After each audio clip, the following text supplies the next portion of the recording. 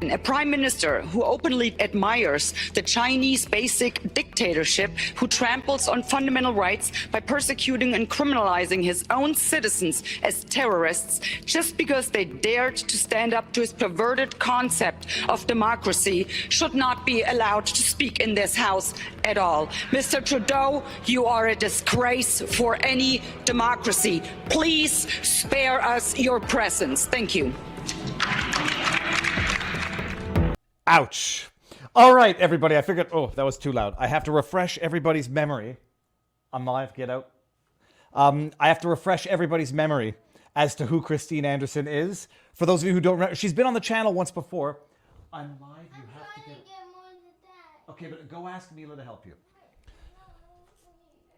Oh my goodness. Okay, I'm alone with the children today who are off school for some reason. Serenity now. We're going to have some interruptions maybe. Christine Anderson's been on the channel. It's been a while, and she's coming around. She's a European member of Parliament. I'll let her introduce herself. We had some technical issues, but all is good now. The speech was amazing. You have to go watch the entire thing. I couldn't find the entire thing, but we wouldn't play the entire thing now. Anyhow, I remember her from before. That's right. For those who've been paying attention, Christine Anderson has been around for a while, working her way up the political ladder of European politics. Amazing stuff. Okay, without further ado, because we're a little bit behind schedule, I will bring the Christine Anderson in right now. Christine, you ready? Thumbs up. 3, 2, 1. Christine, how goes the battle? Good, pretty good. Going well so far. Well, we got past the initial tech issues, so now at least we can see each other and we can talk. All right, well, where do we start? I will not presume that everybody saw our first. We did one interview, right? Not two. I thought it was 2, but I'm not sure. Well, we won't redo the entire first one, but 30,000-foot overview for those who may not know who you are. Who are you? Well, I'm Christine Anderson, an MEP, elected MEP by the German people to the EU Parliament. And I have made it my mission to actually be a representative of the people. So I serve in their best interest, and I will see to it that the will of the people is actually carried out, and that's what I stand for. Look, we did the childhood and everything the last time, but the AfD is the Alternative für Deutschland.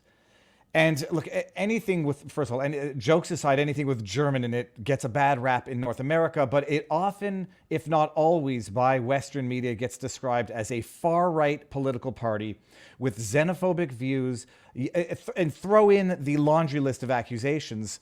What is the AfD? What's its origin story, and what's its status now in European politics?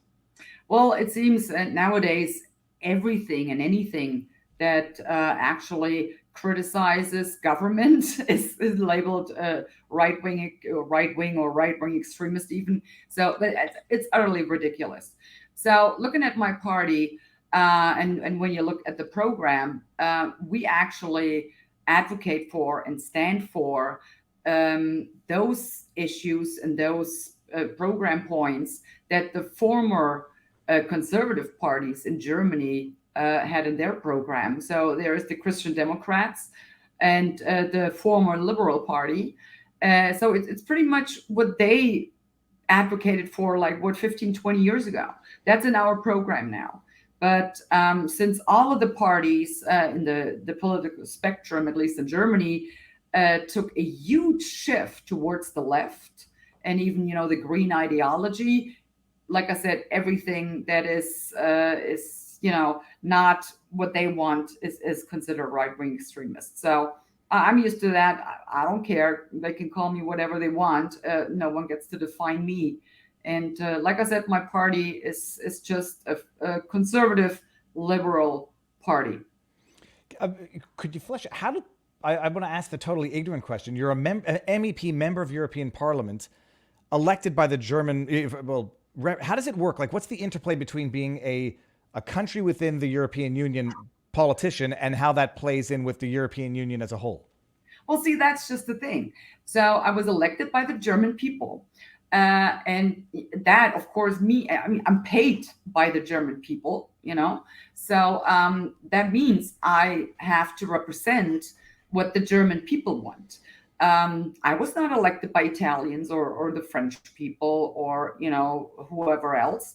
So, but that is frowned upon if I were to stand up in EU Parliament, taking care of the issues that the German citizens have and that the German citizens want want to have implemented. So it's like the construction in and of itself is faulty.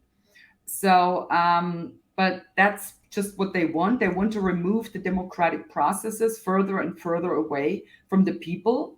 And their next step will be to have so-called transnationalists, meaning that, let's say, the Italian citizens will have to vote for a list where there's all kinds of candidates on there from Ireland, from France, from Spain, from Poland. And the thing is, the citizens do not understand the people that are supposed to represent them anymore, because we speak different languages in all of Europe. And you can argue, well, then just learn another language. But how can you expect an everyday citizen, taking care of his job, feeding a family, and how is he supposed to learn another language?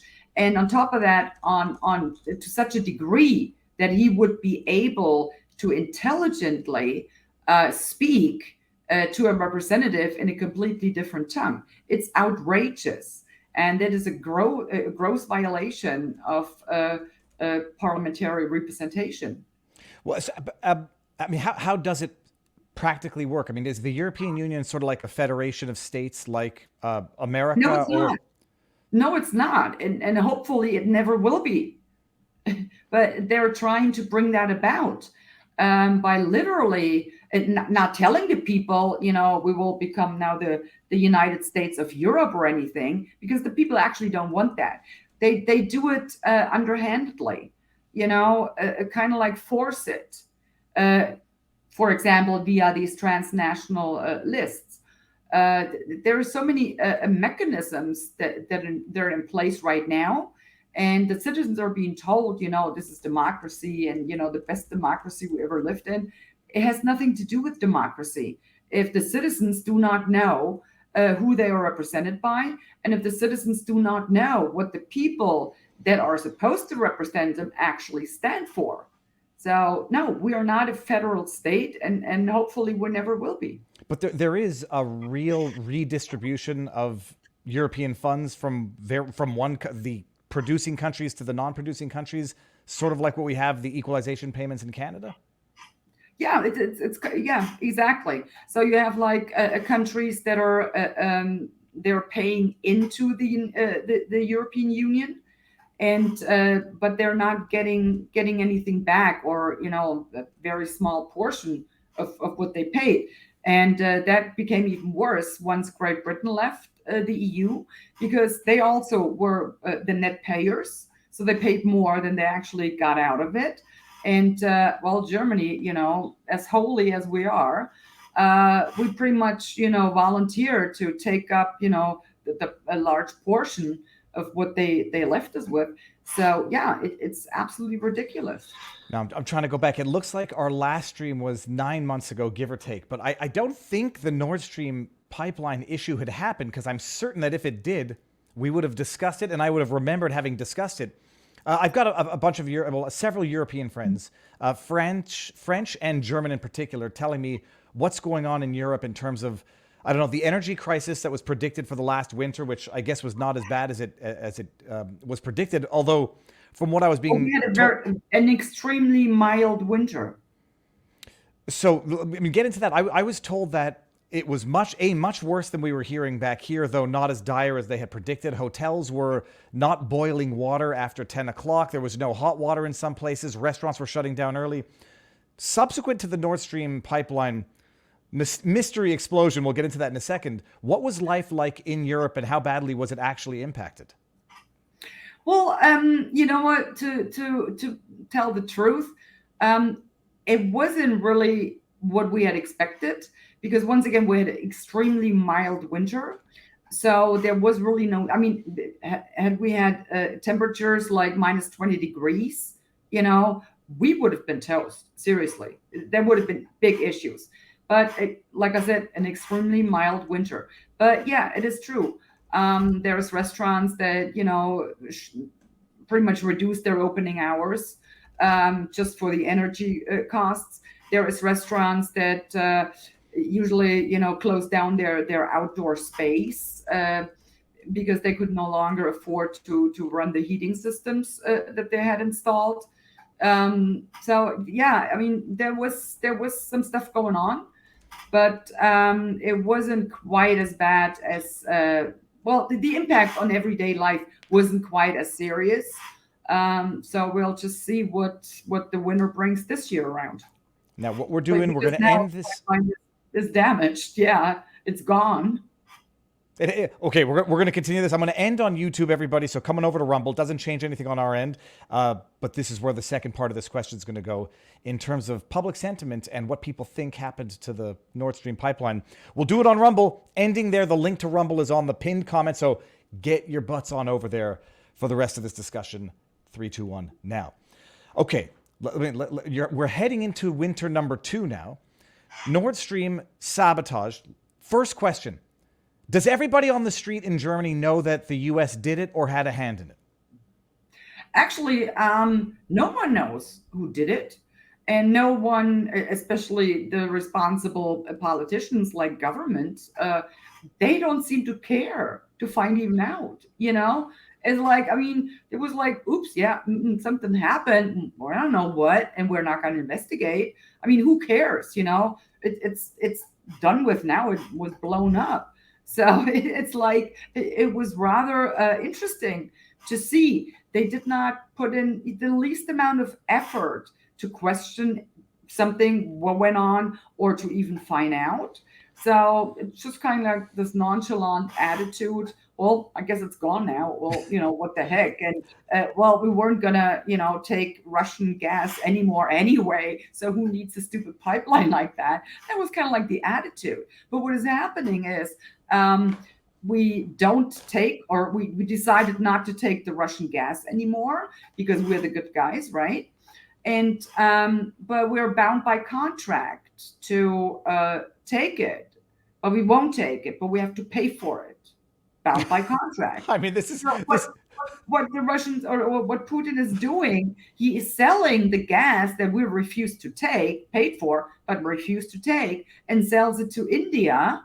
And then India is selling us the very same gas that we already paid for again from them.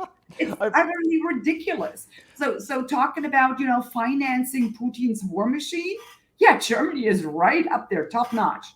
Yeah, because we pay gas and don't take it. But the thing is this, we don't know who did it, but it's pretty clear who it could not have been. I'm pretty sure it wasn't Putin. I mean, that would be stupid. So I know that for a fact. It was not Putin. But who would, what? I have no idea. No clue. Well, like I said, the government doesn't care to find out. Let's unpack this for a second. There could be an argument made for why Putin did it, because now he's still able to sell all that, get paid twice, and then you guys have to buy it from India. And the idea that stop. He wouldn't have to do that because we decided prior to the pipeline being blown up, we're not going to take your gas anymore. That had been going on for a couple of months or a few months already. So it was clear we were not going to take it, but we'll still pay you. So no need to blow up the pipeline. It's the Tucker Carlson. It's like Fox wanted to get rid of Tucker Carlson so badly so that nobody heard what they said. We'll pay you to be quiet, take your money, and we won't give you the platform. It's sort of inverted here. We're going to pay you, but we're not taking your dirty your dirty oil, but here's our money anyhow. Now go sell it a second time to India. Is Germany getting from Venezuela, Saudi Arabia as well, or is India the closer trade partner? Well, the Russian gas we refuse to take. We will take that from India, but we also have them deals going with Qatar right now. Very clever, because they were deemed more reliable partners rather than Russia, right? So yeah, we've got these pretty cool partners, lined up, who now, we might run into problems once again. ever since Hamas and pulled that stuff in Israel. So I don't know what's going to happen, but Qatar doesn't seem to be quite that reliable as our brilliant minister of economics had thought they were. I mean, this is when I said, we suspect America did it. I happen to believe Seymour Hersh's article in terms of plausibility, whether or not it was America directly or America indirectly through useful entities that carried out. It's a distinction without a difference. This is probably one of the most, if not the biggest acts of international sabotage, if you don't want to use the terrorist word to be inflammatory, sabotage on an ally, depending on who did it. How the hell are Germans and German officials not only interested, but hell-bent on determining who did it? This is not like just forgive and forget or move on. How the hell are they not dead set on determining who did this? Yeah, well, beats me. I don't know. And because of the fact that they simply don't show any interest in finding out who it was, that is a pretty clear indication as to who it was. Mm-hmm. And I suspect the United States government had something to do with that. Now that would explain at the political level, intelligence level. We know who did it, so we're not going to look for it. Like, the cocaine in the White House, we're not going to look too hard.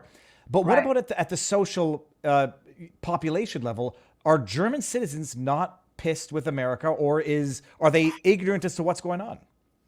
Well, a lot of them are just simply ignorant, and there's so much stuff going on. So that just kind of the discussion about who did it and, is there any investigation going on? It died down actually pretty quickly. The government didn't speak about it whatsoever. So it was like, alternative media raising some questions and, even, coming up with some speculation. But it was not picked up by mainstream media. I mean, literally, no one seemed to care about, well, it's gone now, So, and then there's always some kind of thing going on, whether it's pandemic or, now with anything going on in Israel. And before that, it was Ukraine and, all of this. So people are pretty much being kept occupied with other issues and other topics. And it just kind of died down. It's unbelievable. It died down. It was destroyed, and it's never going to be rebuilt, or it's never going to be repaired until, I don't know, relations are reestablished. Well, I think not. I mean, had there been a will to repair it or, restore it or do whatever to it, then there would have been a discussion and they would have started on it by now.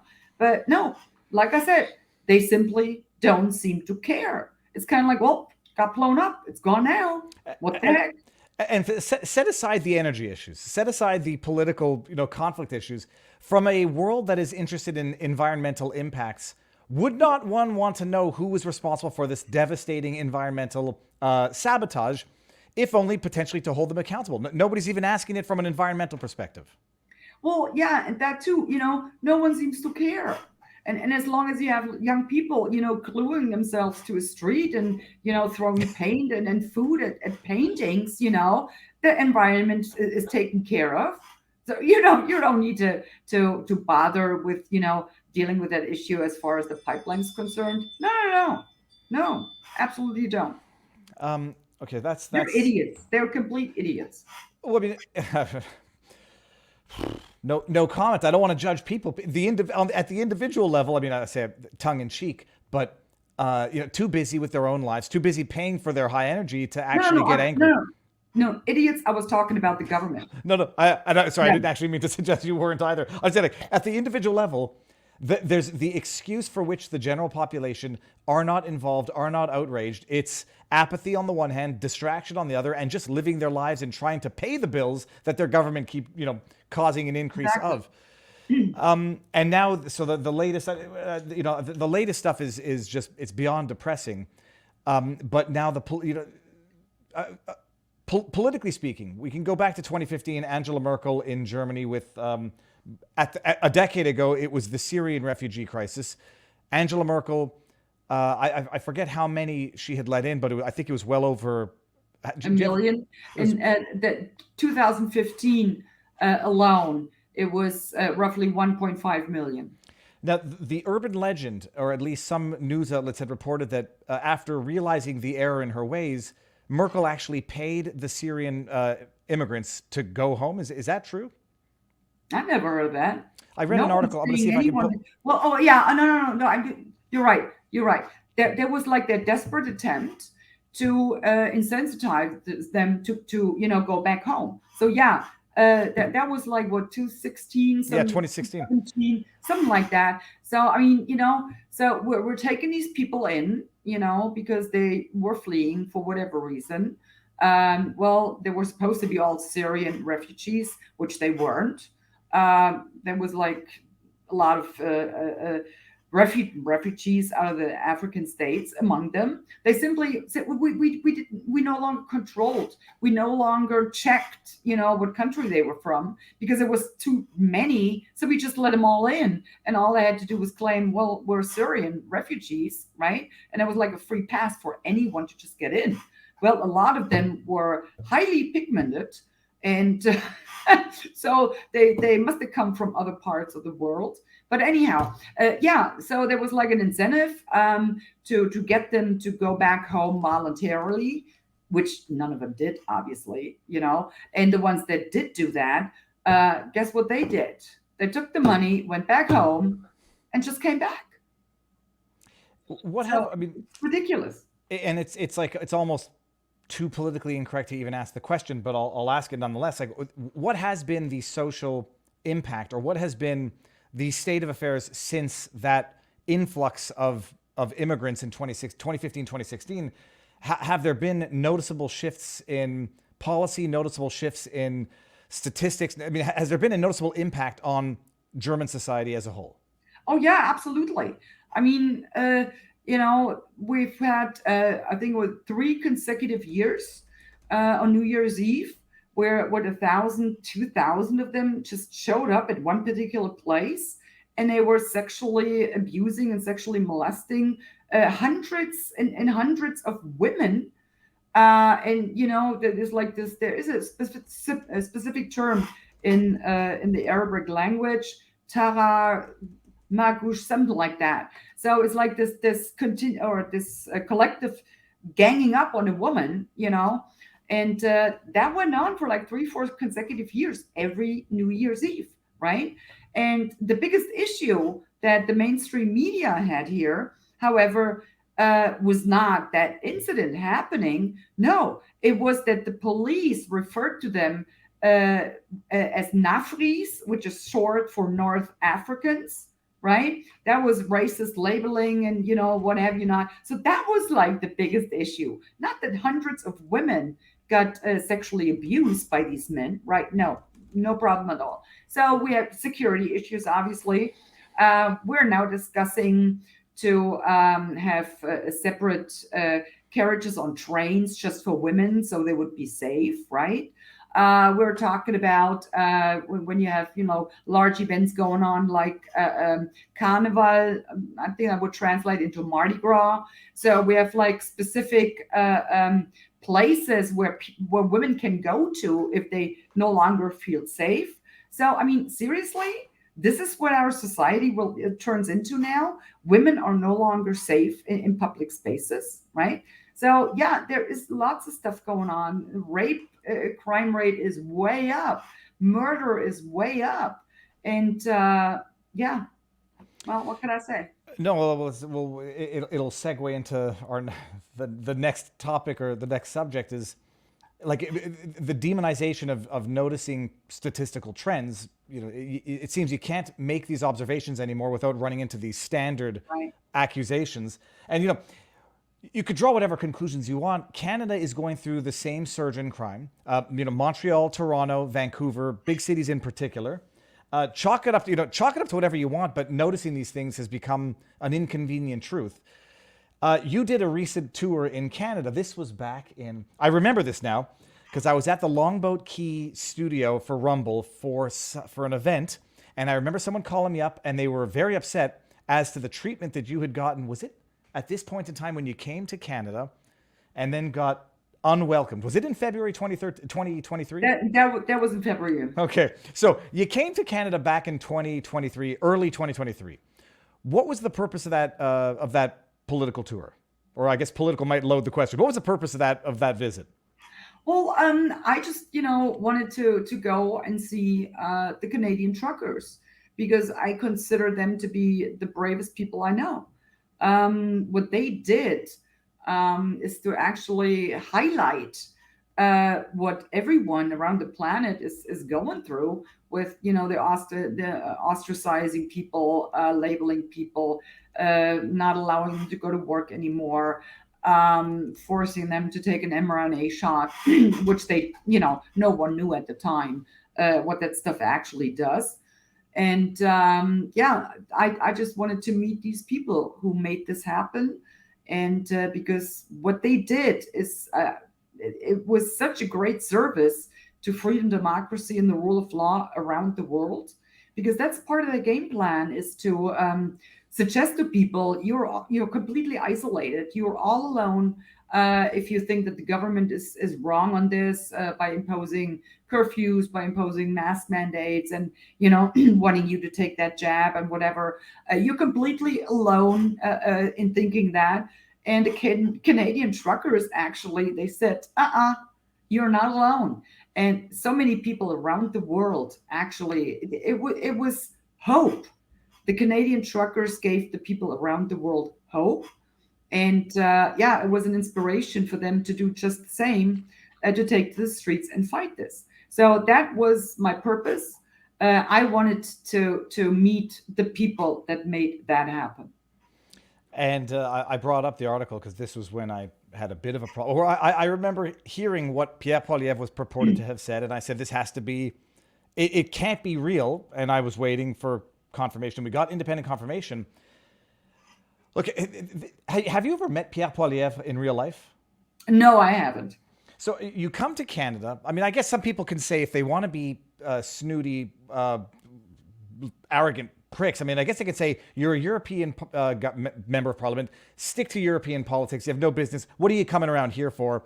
As if, and we're going to get into this in a bit, as if we're not living through an era of globalization, for lack of a better word, or just, the new world order in real time, as if that's not what we're living through. And as if we're not all sort of somewhat interconnected by agencies that are unelected and yet seek to govern us. You come to Canada, and then you get thrown under the bus, boy howdy, by Pierre Poilievre. I mean, explain what it feels like to have that happen to you. And for those who don't know, Pierre Poilievre, I guess through a leak from his cabinet, said, she has no business coming here with her vile extremist views. Don't stay, Racist. Stay away. Racist. Go home, I think he said. I mean, how does that feel on I know I've been slighted on the internet and it doesn't feel good. This is at a whole new level or whole next level. How does that feel? Well, actually, you know what? I'm just used to that, so it doesn't get to me. And had that been like 10 years ago or 8 years ago, yeah, that might have actually bothered me a lot, but not anymore because I'm really used to that. So if other people feel or see fit to label me with whatever term, that is their problem. It's not my problem. So I haven't done anything wrong. I know what I stand for, and I know what I am, and I know what I'm not. So, and no one, like I said, no one gets to define me. So that is rather, it's their problem because they don't know what to do with me because I speak up. And I will not comply with, the politically desired narrative or whatever. I will speak up against that. So they have to attack me, because if they had arguments, actual arguments, they would have presented their arguments. But apparently they don't have arguments. So they use, the attack ad hominem, just label the person and attack the person. But hey, whatever. Well, what particularly pissed me off about that is that it's not, people say it and you expect it from trolls, you expect it from your outright ideological adversaries, like you would expect it from a liberal, any member of liberal government. you might expect it from politicians at large, but not from ones who themselves have been the objects or the victims of that very smear machine. And I brought up a bunch of accusations of Poilievre having been accused of racism for things he said about the burqa back in the day, about the citizenship test. And I was like, dude, you get accused of this, and now you're turning around and pulling it on someone who you may not agree with everything she says. I mean, I don't agree with everything I've ever said, depending on when you ask me. Right. And you use that very same smear tactic on someone else that has been used on you. And by the way, it's been used on him. It was used on him at the stage barely a month later. I mean, this is the ultimate irony. He gets accused of being racist for having used the thin blue line barely a month after he throws you under the bus. Is there not a special level of betrayal that you feel in particular with some individuals, Pierre being one of them, or do you just write it off all on the same level? I pretty much just write it off, though I'm not particularly mad at him now. It's just, but I've made an observation, and that's actually this. So if you're confronted with the accusation or the label of being racist, homophobe, xenophobe, the whole shebang, conservatives actually truly believe they could whitewash themselves if they found another person who was further on the right. And then they start accusing that person, thinking, that'll get me off the hook. Now I'm all good because there is this other person, much worse. But it doesn't work this way. Because, if society or, the woke people accuse you or label you as racist, a Nazi, whatever, all the isms in the book, they are not doing that because they really believe you are those things. They want to shut you up. They want to intimidate you, and they want to give a message to other people. Don't even listen to this person because, of racist, whatever. It does not work. If you're being labeled as a Nazi, as a right-wing extremist, as a, racist, xenophobe, homophobe, the whole thing, then you cannot get yourself off the hook by finding someone else who is worse, or you think is worse, or you accuse him of being worse. It does not work this way. And it just goes to show, as I said, only idiots do that. Well, it's an interesting observation. It's as though he thought, and in some way I think he's given up on it, that he could earn his way into the good graces of Canadian media by being the good conservative, by going after a naughty conservative. And another thing that I remember from childhood, I went. Have you ever seen the movie Trainspotting? No. Oh, it's in Edinburgh. It's a 1996 movie with Ewan McGregor. What is it?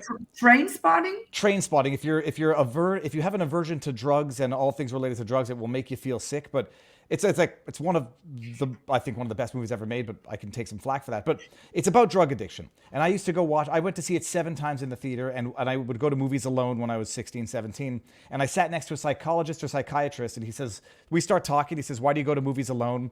I explained it, yeah. And he says, there's a risk about watching movies like this where you watch other people who you think are worse than you, that you could compare your actions to and somehow absolve yourself of your own weaknesses and foibles by comparing yourself to others who are worse. Right. That lesson has always stuck with me. That's not what Pierre was doing here, but in an iteration of it, as if to say, hey, CBC, I'm one of the good ones, go after her, and they'll never forgive you regardless. And whether or not he agrees or disagrees with what you said in particular, well, my goodness, some people can accuse him of having said pretty much the exact same thing a few years earlier. How did that tour end up going in Canada? It was great. I mean, so I was there, meeting lots of people, and I mean, it was really fun to meeting all those people.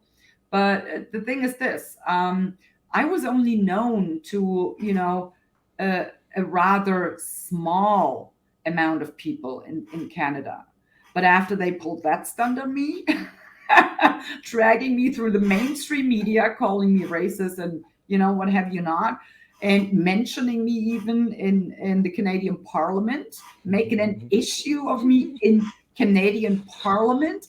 oh my God, there probably isn't a single person alive in Canada who doesn't know who Christine Anderson is by now. So, I mean, they added to to my celibacy, if you will, and they added to my the factor how known I am. So, I mean, whatever they were trying to do, well, it didn't work. It did No, not. I love it. Like, you're the extremist that the Liberal government and Conservative warns Canada about, and then enter the play Yaroslav Hunka and standing ovation in the Parliament. We don't need to go. Exactly. Oh, but you know what I was going to say? We don't need to relive that, because I hammered that for a long time on the internet, because nobody should ever forget. But Christine, you're from Germany. You're in Europe now. What was the international reaction to that incident in Canadian Parliament? It was overwhelming. It really was. I mean, my social media appearance, got a huge boost, and I went through the roof, and it was amazing. I got so many letters, cards, packages, even, and I had gotten those before, but it was like even more after that. I remember I received a picture of three little children, and it had like a little written note, and you can tell it was written by a little child, and it said, "Thank you for fighting for my and my brother's freedom." And I was like, "Oh my God, this is actually, it's up in my office." So I've gotten so much recognition, and so many, heartfelt stories. People just shared with me whatever story they had. It was really amazing. Actually, someone in the Rumble chat asked. I'm not sure that I asked you this, but who your biggest influences were, either growing up or in real time. Influences, heroes that you look up to derive the strength to do what you're doing. Well, it's a number of people, actually. So obviously my parents, my dad. I mean, he did. He stood up back then and fought for freedom of speech. He paid dearly for it. Got a 25-year sentence for hard labor. But after he was released, after 5 years, luckily he was released. He still wouldn't shut up. He just kept going. So, and then my mother too. My mother, she wasn't highly educated, but she had a street smartness to her, and she was very resolute. So she would stand up for herself. And that just kind of this, being tenacious if you really want something. So it's a combination. Then of course I had teachers that really had an impact on the way I did things, the way I thought, the way I approached problems. And then an inspiration for me was also Donald Trump. Oh boy, this is gonna be the most seriously. controversial thing ever, Christine. No, Sorry, please go on. but it's true though. I mean, just the way he would not give a damn about what the media would write about him, about what, people said about him, just not giving a damn. And that is actually, you have to be at a level of freedom within yourself. Like Albert Camus said, you have to become so absolutely free that your very existence is an act of rebellion. Just kind of getting to that state of mind, not to care about what people think about you anymore, as long as you know what you're doing is the right thing.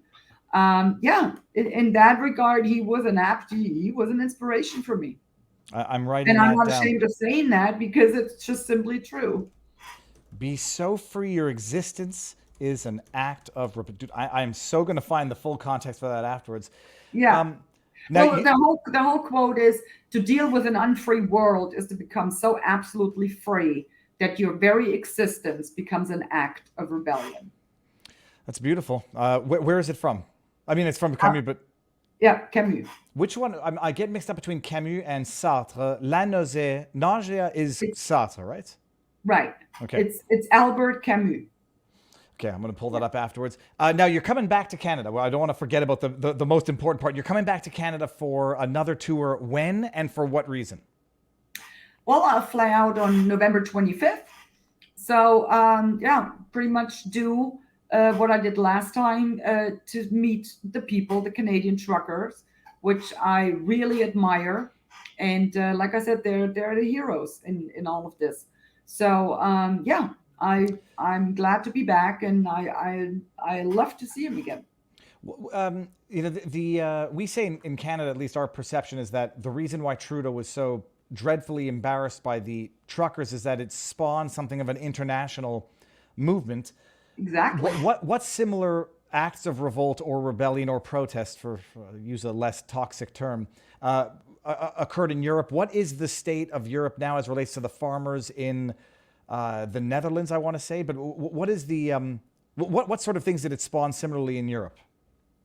Yeah, well, you already mentioned the farmers in the Netherlands, um, but they're not being reported on. So the average people, they don't even realize that something is going on. They're being just cut out of all reporting. They're quite active actually. So then you have in Ireland there's something going on because they're supposed to slaughter like half of their cattle because I found out that cows burp and fart. Can you imagine? I mean, they've been doing that for thousands of years, but now it's threatening our planet. So they have to just kill them off. Yeah, right. Have they pulled that back, or is that still a planned farming policy in the Netherlands? I'm sorry, say again. Are they still planning on enforcing that, or have Yeah. they? No, no, no. They're no, they're pushing it. They are, and that's actually another thing that didn't occur to me up until a few months ago. You know how I keep telling people there is like all of these issues, to distract people. It's kind of like fragmentation of what's going on. So you have like the pandemic was one issue. Then you had climate. Then you had whatever else, transgender, of course. So, but all of these issues, they pretty much lead up to one purpose and one goal, which is to, yeah, enslave all the people around the world. So, and it didn't occur to me until a couple of months ago. Is these various issues, they seem to be pushing it in different countries. So in the Netherlands, you have like this farmers thing going on with the climate and all of that. In Great Britain, they are pushing the 15-minute ghettos. There's already legislation in place that specifically calls for climate lockdowns. And in Germany, there seems to be that migration crisis, being pushed. So, but like I said, it's all it all serves one purpose, and that is to abolish freedom, democracy, and the rule of law. Now that was one of the questions that we had here. I'll ask it. Maybe I'll get in trouble for asking it. Ask her about why there has not been an official investigation into the WEF and Bilderberg anti-human agenda. What is the WEF's influence in Europe? I mean, I presume it's the same as what we see of the influence in the West in terms of capturing governments. What is the level of influence? What's the level of knowledge of that influence within the general population as a whole? Well, the influence of WEF is the same in Europe as it is everywhere else in the world. They're advocating for and pushing for, all the agendas, or a couple of them I just mentioned. The average people, they actually, that changed in the last 3 years. Like 3 years ago, if you would have asked any person on the street, they would have looked at you. I've never heard of that. So, but in the last 3 years, that changed. There is a lot of people now, they know what WEF is, and they have a pretty good understanding of what they're aiming at.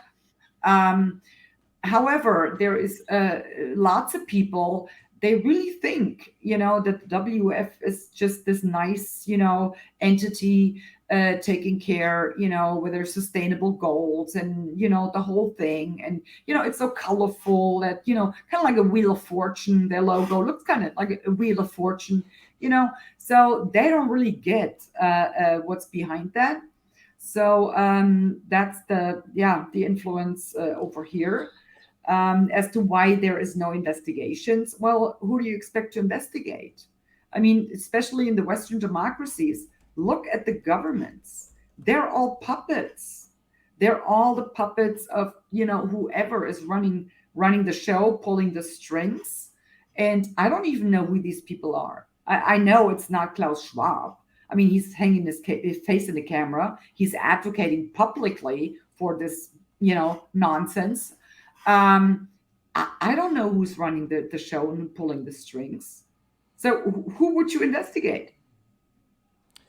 There's no push, or is there a political push to create something? I'll call it a litmus test, but to basically have a prohibition on members of European Parliament having any involvement whatsoever with the WEF or any unelected globalist entity. I mean, is there any push to have these be impermissible practices as a politician? No. I mean, you kind of contemplate that in parties that are like my party, we are on that. But we are not in the majority, and we don't, in the EU Parliament, we don't have a majority. So, I mean, if things go really, really well for our spectrum, we would have 150 votes max, on any given issue, if things went really well for us, out of 705 MEPs. So there is the political will is simply not there. The ones that are in government now, they don't seem to want to raise any of those issues. They're probably part of the Young Global Leader program, whatever. They may benefit. And then always you have people, they're not directly part of any of that, but they're so happy they belong to the club now, and they don't want to jeopardize that. So they're quite content, being an MEP, not having to decide anything, or anything like that. But belonging to the club, that's enough for them. And they would do everything, to not jeopardize that. I tell you this, people may or may not believe me. I despise being members of clubs in the literal sense and in the metaphoric sense. I hate it. I don't think I'd ever want to be a member of the old joke. I'd never want to be a member of a club that would have me as a member, but I hate it. It's like you become, on the one hand, either owned by, indebted to, but otherwise compromised by virtue of some sort of club affiliation. But I mean, if I did that, that would have meant I would not have been able to become a member of my party, because my party, is kind of a club too. So I mean, I'm not as against that or as stern on that as you are. When I said belonging to the club, it's just kind of like, metaphorically speaking. It's the George Carlin. It's a big club, and most of us are not in it. Yeah. European Union is threatening. I'm not sure how familiar you are with the EU and its fight with Twitter over disinformation. Have there been any recent developments, any concrete action that the European Union is taking to, let me make sure they're in here, for those listening on podcasts, quote, fight disinformation? What's going on with that in Europe now? Well, the last that I heard about that was the commissioner writing a stern letter to Elon Musk and reminding him that, he will have to adhere to, the disinformation, the Media Freedom Act, or whatever they call it. So I just read it, and I was laughing loud. I was like, seriously, wow, you showed him now, really? So I don't know what's happening. I mean, I can still access Twitter, so I don't know what the commissioner is planning to do about it. I don't see Elon Musk giving in and complying, and why should he? I mean, whatever disinformation, it's like whatever is against government policy, whatever is against their woke ideology, whatever is against WEF's ideology, WHO. I mean, all of that. Whoever says or comes up with arguments against all of that is labeled disinformation, right? So, I mean, it's quite obvious what they were trying to do. They're trying to protect the narrative and nothing else. Well, okay, so we are seeing, particularly out of England, and I suspect I'm only seeing these because they're in English and they tend to get shared more, but we're seeing videos of police showing up at people's homes, arresting, fining literally for social media posts. I've entered an era where I just, you no longer even know what to believe, even when you see it with your own eyes. But in as much as you can be convinced something is accurate and relatively true, we're seeing videos of this, and we know it's happening in the UK to some extent. Is it the same level of censorship, police enforcement, restricting free speech in Germany as it is in the UK? Yes and no.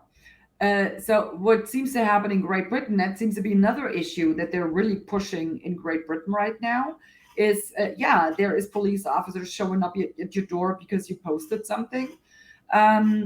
There have been a few incidents here in Germany, especially surrounding the pandemic. Now, quote, pandemic in quotes. The pandemic, or initially discussions about ivermectin, all of that. They had doctors, they had their offices raided, but that was all pertaining to the whole COVID madness, right? So other than that, not to my knowledge at least, there haven't been any reports on people getting raided in their homes for tweets or social media posts on, let's say, transgender or stuff like that. So, but they are pushing it, obviously. Yes. Now you bring it up, actually, Europe is going through something of a backlash against the support for trans rights, as they're called, what do they call it? Gender affirming care. I don't know how far Germany ever went along those lines. The UK was a little bit ahead of the curve, but is now coming around the other side. Is there a pushback against all of that trans stuff in Europe now, or are they still very much on the bandwagon like in the West? Well, it hasn't had quite that of an impact in Germany. Let's just speak about Germany for now, as it had in Canada, Great Britain, and in the United States. And that was actually one of the benefits of these pandemic-related school closures, because parents probably for the first time in years have realized what their kids are being taught at school. Mm-hmm. So that was actually good for that purpose. It was good. The school was closed. Yeah, but so anyway. So I say jokingly, there's some fringe benefits to the social devastation. Yeah, we got to see what teachers were teaching our kids. Exactly. People now know what their kids are being taught, and they're rising up and speaking up against it. In Germany, I would say there is a majority. They are not in support of it, but they would never speak up about it. Mm-hmm. Kind of like hush hush. So, but if you were to speak to them in private, oh yeah, we don't want that gendered language. There was actually a poll a couple of months ago where a vast majority, like 85%, something like that, they said they don't want gendered language, because they were trying to push that even on news media shows. It's so ridiculous. So you pretty much say every word twice, because we have a male and a female ending to the words, right? So I guess you guys don't have that problem in the English language, but in languages that have actually these genders in their language, it's a huge issue. Yeah, I speak French, and it's you have masculine and feminine, and they were literally talking about creating gender neutral. Exactly, it's ridiculous. It's really ridiculous. So interesting to note, though. They are now. It's like they go ahead and always name or mention the female and the male of a word, right? So, however, interesting to note, they will all only mention the female ending of a word if it is a word that has a positive connotation. So you would never hear of the word thief being used in both. That's only male. Or bank robber, right? So, or whatever. So it's only like scientists. Yeah, they would say male scientist, female scientist, right? But they would never say male robber and female robber. It's interesting. So, Someone, That's true. Anyway, so there was a poll. The people, vast majority, 85%, something like that, they don't want the gendered language because it's just ridiculous, and it actually cuts down on the ability of communicating. If you gender that language, you have these huge sentences now, right? So, but like I said, the majority, they would not speak up uh, about it publicly. so Sophronia says, my son learned gender neutral pronouns in French class this year. Stunning. Fantastic. Some people are asking in the chat, what is your itinerary, if you're able to mention where you're going when you hit America, North America? Okay, I don't know. I'm sure you'll be posting it to social media. Email. No, it's in some email, but I just haven't gotten around to really take a close look. So I honestly, I don't know. Now, I'm going to ask you some questions we got here. I don't want to abuse of too much of your time. I know you have to go soon. Does she have any comments on North Dakota GOP exhibiting woke tendencies, or how the AFD will avoid such weaknesses? This is from Tampere, from our locals community. How is the AFD, or how does the AFD combat what is typically colloquially referred to as wokeism? Oh, you're cutting out. How does you the were cutting out? No, You have I'll to repeat the it. question. How is the AFD, your political party, going to go about avoiding this type of what we call wokeism, compelled speech, social media shaming, cancel culture, all that stuff? How does the AFD ensure that doesn't infiltrate the party? Well, to be honest, right now, I don't see a way for ideologies like that being able to get transported into my party. I mean, we're completely opposed to all of that. That is part of our DNA. So, I mean, they would have had to, or if you were trying to take over the party, you really would have to get rid of like what 98% of the people in the party. So the party itself, I guess, is something not of a did that litmus answer your test. question? Yeah, Did no, I get that right? Well, I mean, I would say, but my answer, my anticipation would have been that the party itself is something of a filter. It's like people who believe in that are not going to be joining the AFD because that's what they're trying to avoid. But I'm then sorry, the idea, Viva, you're really patchy. I think You're it might really actually, patchy. I think it might be on your. No, I say not to blame. Our internet connection has gotten shoddy, but I don't think it's on my end. It might be the German government has infiltrated. Christine, okay, well we're at the hour limit. I don't know. Can you still hear me?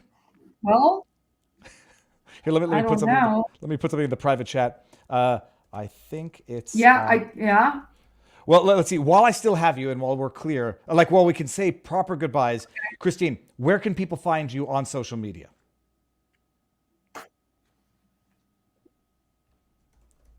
Hold on, and I'll say that here. Social media. If you can still. Once again, you're cutting out. All right. Where can you find me on my social media?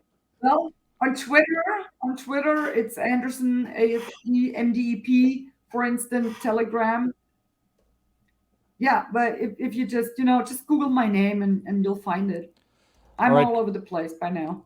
Christine, if you can still hear me, if we get to meet up in America, it'll be fantastic. We'll go for dinner. We'll be in touch.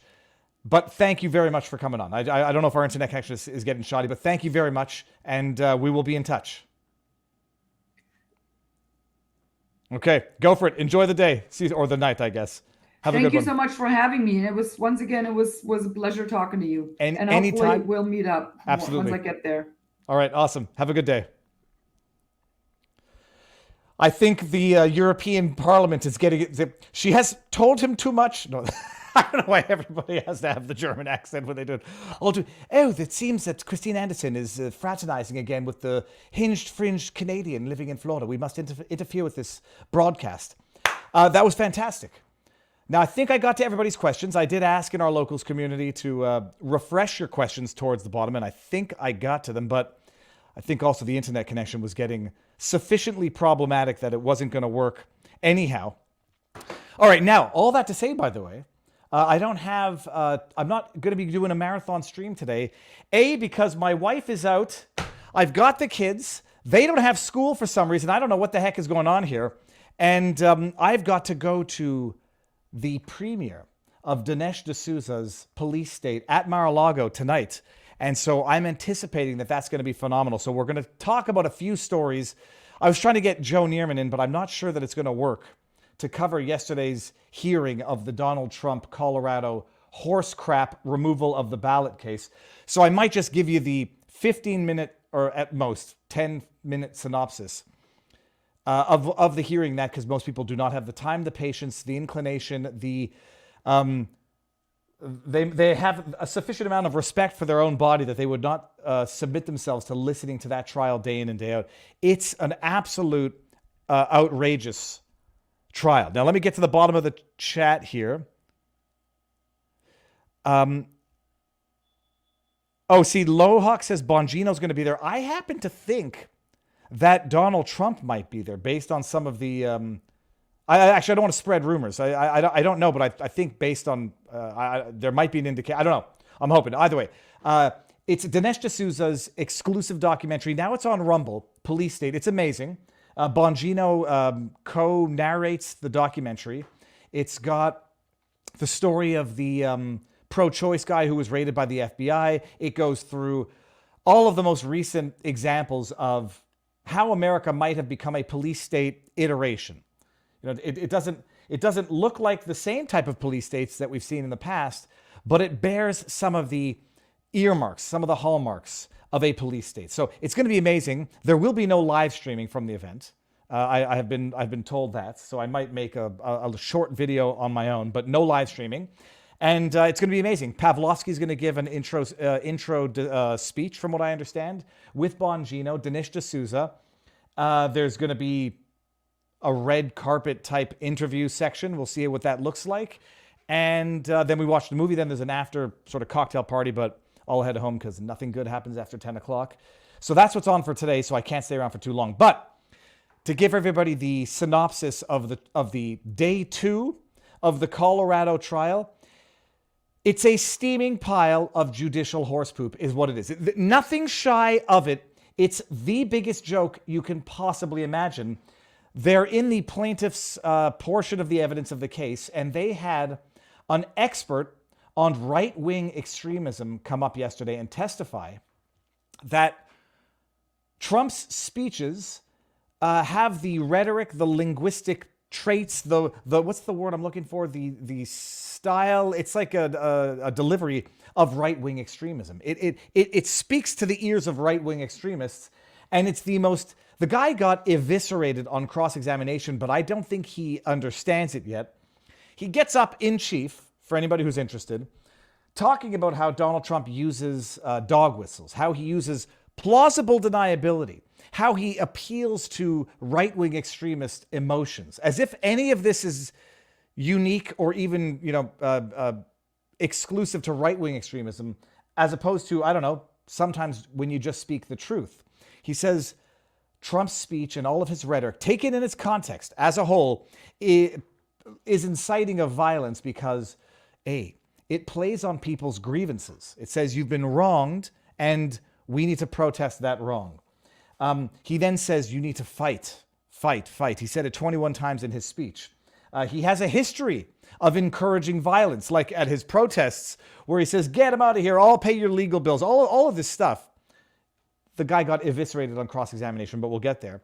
And so basically the thesis of this expert, this sociology expert on right-wing extremism, is that Trump's speech patterns, phraseology, tactics, style, is that is intended to incite a violent response from right-wing extremists.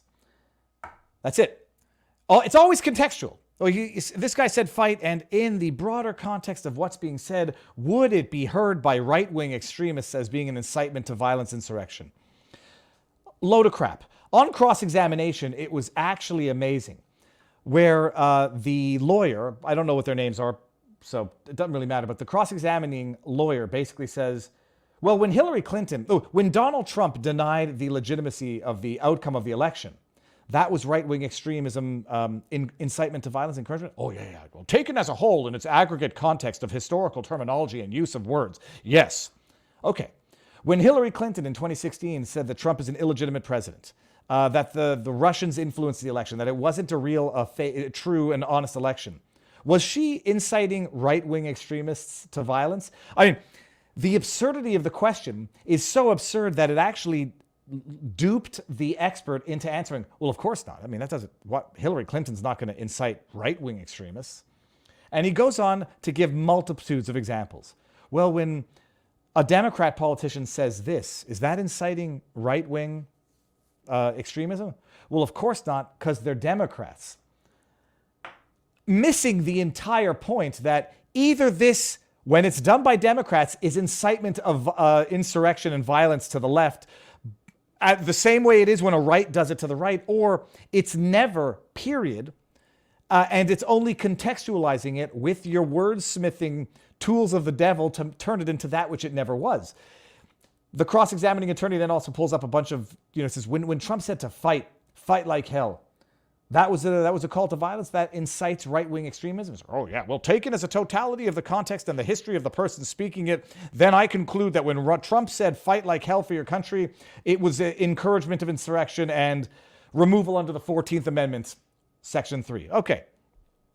When, what's her face said, fight. When Chuck Schumer says fight, was that incitement to violence? Well, I'd have to know more about the context. This exercise went on forever. The lawyer played a montage of Chuck Schumer saying, fight. We're going to take it to the Supreme Court and fight like your lives depend on it. Then they had Maxine Waters. You got to get in their faces and absolutely harass them. Let them know that they did this for so long. The guy, the expert, I mean, if he doesn't know that he dug himself into a hole, he never will. And I suspect he never will, because this is a charade of a kangaroo court trial with what I suspect is a foregone conclusion, although may I live to be wrong, that Trump's going to get removed from the ballot because the judge really very much seems like she's on board with all of it. But it's painful to watch. The audio sucks. I think they do it deliberately so that nobody watches this, or as few people as possible watch it. Joe Neerman, Good Logic, LAWGIC, there's a reason why I say it like that. On Twitter, it's The Following Program is covering it, so go check him out. That's the update on the trial. Now, chat. Did I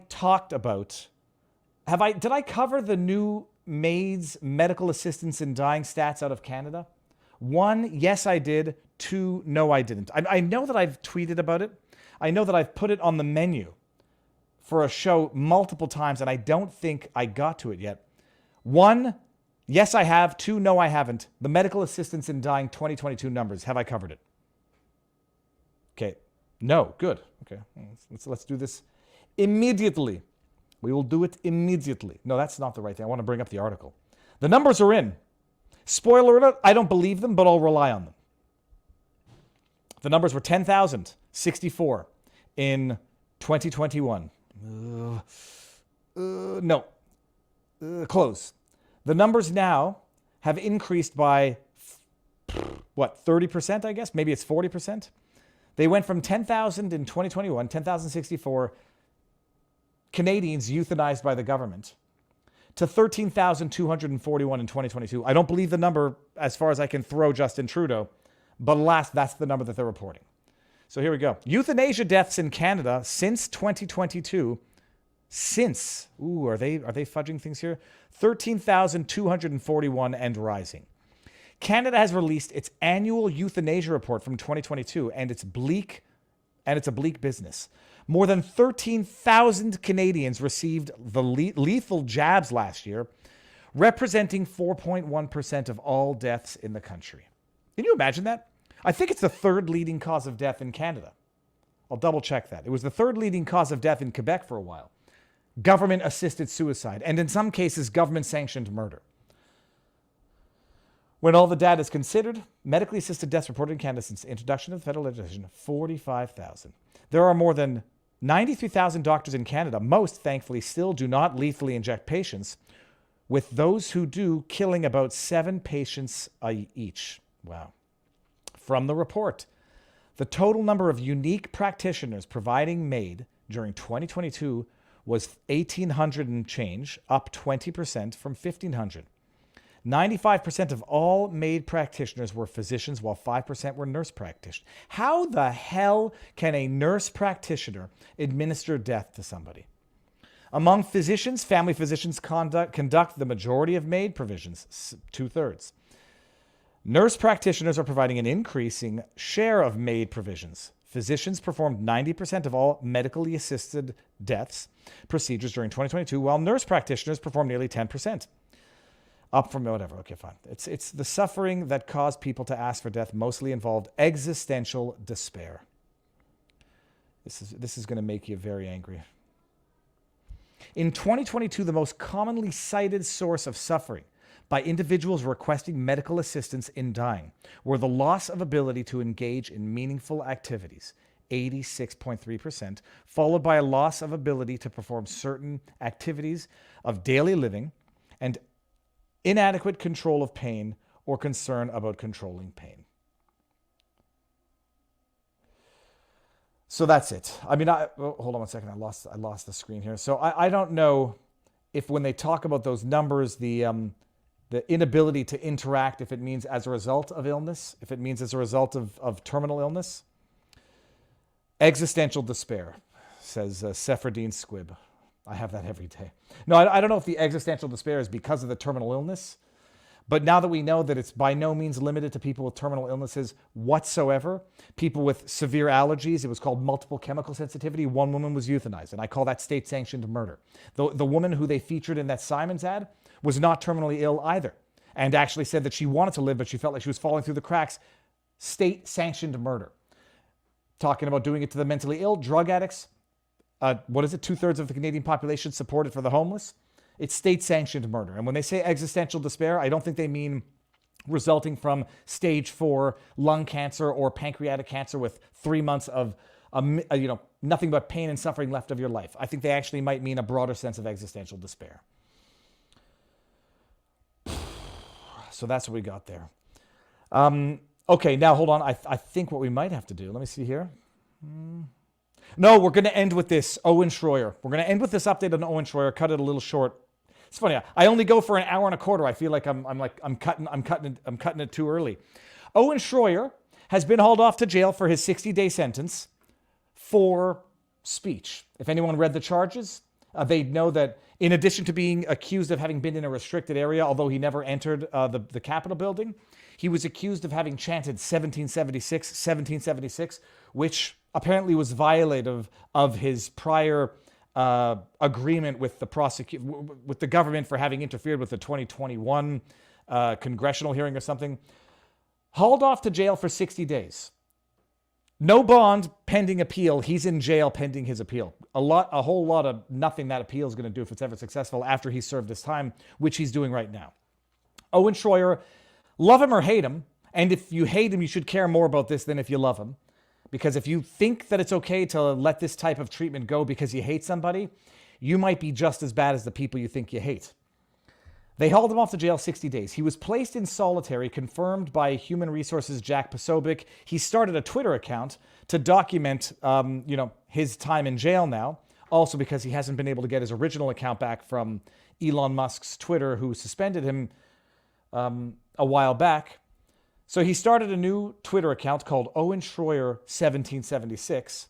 He goes to jail for his 60 days because he was denied bond pending his appeal, and he was immediately placed into solitary, and apparently he was in solitary for a week and just got out only to, as we now know, be placed back into solitary, and apparently placed back into solitary for this post that he made to Twitter through an account, Owen Schroyer 1776, which is being managed by other people while he's in jail. And we're going to listen to this. Ladies and gentlemen, Owen Schroyer here. This is the first time you are hearing from me since my speech incarceration. And I really don't want to get into what's going on here on the inside. I'm much more concerned about what's going on out there. But I will say, I am finally out of my solitary confinement for a week, and I'm extremely blessed because prayers have come through. Some friends helped me get through it with some conversations, as well as getting me a digital radio, so I had some reach with the outside world. Solitary confinement, by what he's saying here, for a week. It wasn't a punishment, people. It was safety. COVID protocol safety, allegedly. Well, he's been thrown back into solitary, and the suspicion is it's as a result of having posted this to social media. And I was also able to follow a bit of the news via some talk shows, and we have a TV here that I'm able to tune into on the FM dial as well, and they have newscasts up as well. And of course, I could sit here and talk about all the Biden crime family corruption that we've seen, the media that is obsessed with war, propaganda, and all the regular stuff. But that's not what I want to bring to this message today. I've just got done reading some of the mail that has been sent to me, and to try to express how important it is or what it means to me would simply be impossible. I do somehow plan to show you how grateful I am for that when I do get out of here. But I've got to say, my shirt has grown. I have to wear a double XL shirt now because my heart has grown so much from your fan mail. And also I'm now wearing double XL pants because, well, I'll just leave that up for your interpretation. Okay. And we'll stop it there. I don't want to play the whole thing because everybody should go and listen to it on their own. Link to tweet. Jack Posobiec is reporting this morning that he's back in solitary. And the...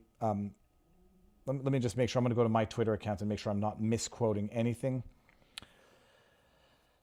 Yeah, Jack Posobiec says, tweets, breaking, the feds just threw Owen back in solitary confinement for sending this message from prison and having it posted on X. So that's where we're at. We'll continue following it. I mean, obviously, and when I have more time tomorrow, we'll talk about stuff in greater detail. Owen Schroyer, 1776.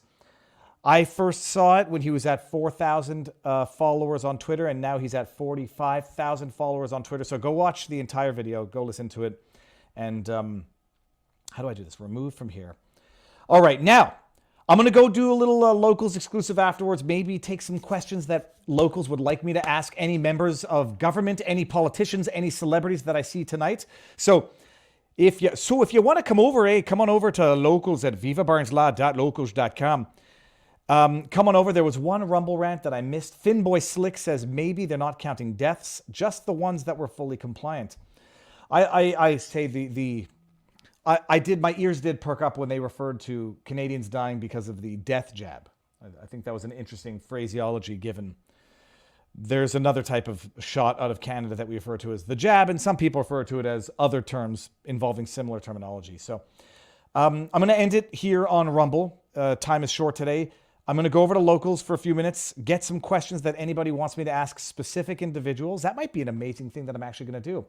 I'm going to go to Locals, see who's on the list of attendees tonight, and then take down some specific questions that anybody has for those individuals. And maybe I'll put together a montage of a Q&A. I've got my mic, I've got my phone, fully charged. Yes, Surrey Bob.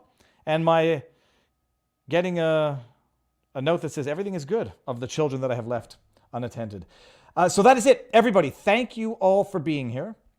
I'll see you tomorrow. Definitely going to go live tomorrow. There will be news between now and then. And vivabarneslaw.locals.com for the after party. So go on. Let me see here. We got Viva 5% is the number. Oh, okay. Probably. Let me see what we got here. Just read a few more chats before we head out while everyone comes over to vivabarneslaw.locals.com. Boom, shakalaka. Existential despair. Are we at the bottom here? We're not at the bottom. Later Patriots says hyphen. Let's see here. Good show, Viva. Thanks for bringing on Christine. Cheers. I like Christine. Well, you don't have to agree with everything anybody says, people. Anybody who says you do has a very simplistic view of the world and will turn on you as soon as they no longer like something you said. Hold on. White Sparrow O says, I know Viva loves animals, so he'd say something if he saw it. I'll have to try it again next if I manage to catch. Hold on. I don't know what that's about. Okay. And what do we got here? Not getting into any religious discussions out here. AMF. all have a great day. AMF, all have a great day. Buzzard head AMF. That stands for adios, mother effers. I can even put that together. I've never heard that before. And some more hateful comments, which I will ignore. All right, everybody on Rumble, if you're not coming over to Locals, enjoy the day. I'll see you tomorrow. If you're coming over to Locals, I'll see you in about 5 seconds. Ending transmission. 5, 4, 3, 2. Peace out, peeps. Oh, righty then. Let's go over to Locals, people. I'm here. Holy cows, is social media becoming really unfun of an environment? Like just a constant barrage of stupidity. Like it's the new. I mean, it's never been like this, and it's never been like this. I'm just trying to think like, I don't know, maybe everyone barraged the internet with snowflakes, libtards, and all this other stuff. Maybe it's always been this way. Question: do you think Mr. Trump can help Canada? Nope, dude. Canada has to help Canada. The only way Trump's going to help Canada is going to be indirectly once people, maybe get inspired by the political rebellion, the ability to stand up against the political machine. Maybe that will be the indirect, tangential sort of gravitational help of Canada. But Canadians have to help Canada. Nobody can do it for us. Finboy Slick says, another super interesting potential guest. Matthew Ehret. Think Whitney Webb, but for Canadian history politics. Okay. He was on the Duran yesterday. I'll have a look at that. Then what Fucht, says Ursula G. Yeah, that was our saying in the 80s. I'm buzzard head on. Okay, let me go down here. Viva, if you read The Fourth Turning is Here, you'll find that things are like this cyclically. Tensions wax and wane, but the waves are longer than much of our memories. That's from Joe Mascu. I have not read The Fourth Turning, but I know what The Fourth Turning is as a concept. I mean, look, I did a show and they were talking about The Fourth Turning, so I did as much of a very shallow deep dive that doesn't involve actually reading the book. So the concept is nothing more than an iteration of the rice paddy to rice paddy in 3 generations. Oh, you know what? Hold on. I'm gonna bring this all up. This is actually kind of interesting. Let's go here. We had an article on the 15-minute city. Rice paddy to rice paddy in 3 generations. Okay, so there's like multiple iterations of this. You may have heard the old proverb, shirt sleeve to shirt sleeves in 3 generations. In Japan, it goes rice paddies to rice paddies in 3 generations. The Scottish say the father buys, the son builds, the grandchild sells, and his son begs. I love that one. And then China, they say wealth never survives 3 generations. So the Fourth Turning is something of an iteration of... sorry, I got distracted by a screen there. It's something of an iteration of that expression. I love it. And I'm going to read it again and just read in the Scottish. The father buys, the son builds, the grandchild sells, and his son begs. Bloody hell. I don't know why I just mixed Scottish with English. So there's peace. And it's the hard times make hard men make good times make soft men make hard times. I mean, that's the Fourth Turning right there in the concept. So, but I might have to read it anyhow. Ginger Ninja $1 tip says, have you ever met Trump in person? He's much more humble and less bullish than he is in the public on TV. I've never met him in person. Never seen him in person. Bill Brown $1. It's all about the pattern. Oh, that was from yesterday's testimony of the expert. Patterns. Bill Brown says, if it weren't for double standards, they'd have no standards at all. Then we got Tampered, who says, is Kamala's clock counting down? After Newcom ran over to Chinese kid, now may be her time to get ahead. Hold on. And now there's an article from the New York Post. Okay, so the article is from the New York Post. Let me just see. Oral sex is worse than smoking for throat cancer, doctors claim. This is from November 1st, 2023. What in the name of sweet holy hell am I reading? Let me just go ahead and bring up this very fascinating piece of news. A young doctor says oral sex is a greater risk factor than smoking in the development of throat cancer. How exactly is one practicing the oral? Daria Sadovskaya made the declaration in a viral TikTok video. Well, there you have it, people. So stupid. Are you saying oral sex is proven to be the number one cause of throat cancer? I said what I said, okay? HPV is the most common sexually transmitted infection with an estimated 13 million cases a year. It is so prevalent, according to nearly all sexually active men and women get the virus at some point in their lives. Get married, young, keep your schmeckel in your pants, and you'll be fine. While HPV usually goes away on its own within 2 years, most people don't realize they have it, meaning they can unwittingly spread it to people. All right. Men are more likely to... Okay, I think this is... Oh, Field of Greens. Men are more likely to develop throat cancer performing oral sex on women, as women are more likely to carry the HPV virus in their genital area, Sadovskaya said. Indeed, men are more significantly impacted by HPV-linked oropharyngeal cancer, with diagnosis rates rising 2.8% annually in men from 2015. This goes to show you you're better off knowing who you're ingesting.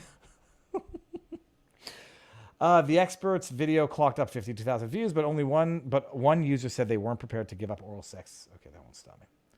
Without getting too specific, this particular cause of cancer by HPV, which actually comes with cunnilingus. Okay, and Michael Douglas. Actor Michael Douglas told The Guardian back in 2013 that oral sex was the cause of his throat cancer. Humble flex. Okay, sorry, we're done with this article. Yes, my throat cancer is as a result of me having filleted too many young, attractive women, said Michael Douglas in his memoirs of life. Okay, that's funny. Didn't hear that, but now we know. Get married young, keep your schmeckel in your pants. Now what do I have to say? Keep your tongue in your mouth? Ask Tampered says, what is the AFD's views on 70-hour work week? I didn't ask that, but I doubt very many people are interested in a 70-hour work week, especially in Europe, but especially in North America. Can we change the subject, please? Says In the Belfry. Done. Can we change this? I'm going to scroll through here. Scroll up. Wrong show at the Viva Frei. What is the Ricada Pope? I like my gavel better than Ricada's. Who's that from? That's from Mighty Pale. Where are my gavels? You know what? I'm not taking the gavels down. Every time I take them down, I break something. And what else do we got here? Wrong show, Viva. It is because of the HPV. Okay, we're changing the subject. Consider doing a Trainspotting movie watch along. I am not sure why you like to watch 7 times. Gypsy Muse. That I was 16, 17, going through some stuff. No, I'm not upset. But that was also when I watched Pulp Fiction 7 times in the theaters. And that was back when going to the movie theater, there was like Cheapy Tuesdays back in that day. I think Gypsy Muse, but I think our crowd would not like Trainspotting. But Pulp Fiction, Trainspotting, True Romance. I watched True Romance, I would say easily 150 times. Not in the theaters. I watched it once a day, basically for a full year. Grade 11, I want to say. I was in St. George's High School. I remember it well. I would wake up in the morning, watch the first half over breakfast, and then come back and watch the second half over dinner or after school. Let me see here. Matthew and his wife are awesome. Anybody know where to find his wife's most recent documentary? I think it was posted somewhere last night. Matthew, I've got to scroll back up here. Marty, they found me. Never heard of any of these expressions, Mighty Piss says. Well, those expressions, the sleeve to sleeve, rice patty to rice patty. Okay. I watched that movie a few days ago. It sucked, and I don't know what movie we're talking about, but maybe we're talking about Trainspotting. And Ricada had that Logic guy on last night. Oh, he had Joe Neerman on? Okay, so what I'm going to do now, people, I'm going to go and end this so that I can get... it said black tie optional, so I'm not going to show up in merch, but I sure as hell I'm not showing up in a black tie, so I think I have a black suit, or I'm just going to wear the other blue suit that I've been grown accustomed to wearing, but I need to wear something comfortable that allows me to flex freely. And what else? Not sweat too much. If I sweat and I can see it through the suit, that would be dreadfully embarrassing. So I'm going to go ahead and get ready to do that. I got to walk the dogs, got to go make sure the children are eating, because apparently if it were up to kids, the day after Halloween, they would just eat candy until they puked. And in fact, I have to go make sure that one of them is not doing that right now. Oh, Rackets was hammered?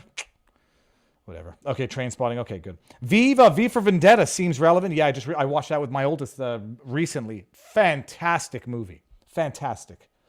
True Romance is one of my favorite action flicks of all time, says Mr. Mike, Mr. Mike. Oh, that V for Vendetta is from Hyphen. Mr. Mike, when I first watched that movie for the first time, and Christian Slater goes into the whorehouse to free Patricia Arquette, and Gary Oldman, who's playing a gangster with gold teeth and his hair, that entire sequence, I swear to you, I remember, I was taking my pulse. My heart rate was at 140, sitting there like, holy crap, this is the most intense piece of cinematic art I've ever seen. Look at that. Getting goosebumps just thinking about the first time I saw it. Oh my goodness.